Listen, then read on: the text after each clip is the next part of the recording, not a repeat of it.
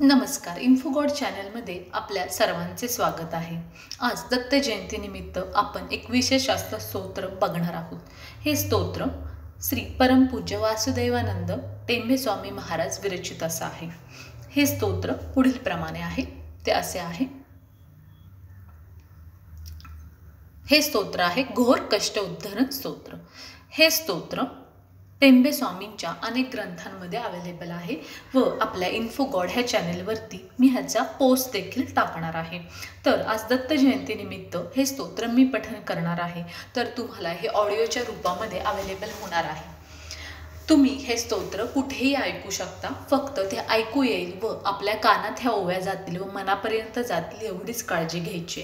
हे स्तोत्र तुम्ही नित्य पठण केलं तर खूपच फायदा होईल। सगळ्या संकटातून कष्टातून आपल्याला दत्तगुरु सुखरूप बाहेर काढतील। जर तुम्हाला नित्य पठण करायचं नसेल तर हे चॅनलवरती कायमस्वरूपी राहणार आहे, तर हे तुम्ही रोज एकदा तरी ऐकावं व आज दत्त जयंतीनिमित्त तर तुम्ही ऐकाच ऐका।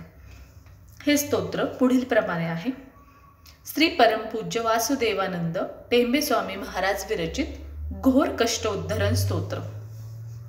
श्रीपाद श्री वल्लभ त्वं सदैव श्री दत्तासन पाहि देवाधिदेव भावग्राहि क्लेश हरुन सुकृते घोर कष्ट उद्धरम नाम नमस्ते त्वं नो माता त्वं पितास्ति प्रत त्राता योगक्षेम कृ सद्गुरुस्त्वं त्वं सर्वस्वं नो प्रभो विश्वमूर्ते घोर कष्ट उद्धरम नाम नमस्ते पापं तापं व्याधिं माधिं च दैन्यं भीतिं क्लेशं त्वं हराशु ध्वन्यं त्रातारं नो विक्षयशास्तजूर्ते घोर कष्ट उद्धरम नाम नमस्ते ज्ञानस्त्राता नापि दाता न भरता तत्तो देव तम शरण्य कहर्ता कुर्वात्रे न गुण पूर्ण राते घोर कष्ट उद्धरम नाम नमस्ते धर्मे प्रीतिम सन्मत्तिं देव भक्तिं संसंगाप्तिं देहि भुक्तिं च मुक्तिं भावशक्तिं चाखलनंद मूर्ते घोर कष्ट उद्धरम नाम नमस्ते श्लोक पंचकं मे तद्य लोकमंगलवर्धम प्रपेटनियत भक्तास श्री दत्त प्रिय भवेत् इति श्री दत्तात्रेय स्तोत्र संपूर्णम्।